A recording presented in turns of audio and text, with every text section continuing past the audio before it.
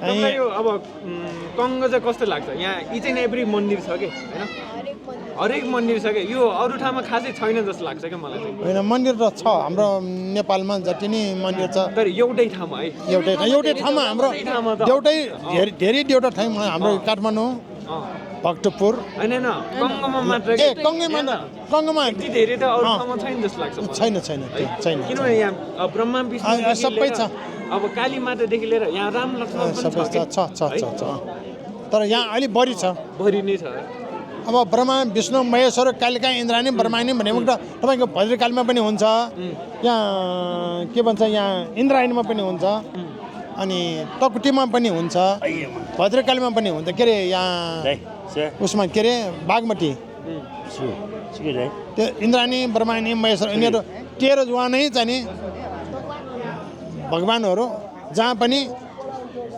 त्यस्तो पिठमा भइरहन्छ यहाँ चाहिँ धेरै छ जस्तो लाग्छ मलाई इच एन्ड एभ्री भगवान्हरू भयो त्यही भएर मलाई कङ्गेश्वरीको महत्त्व अलिक धेरै छ जस्तो लाग्छ कि तर धेरै छ है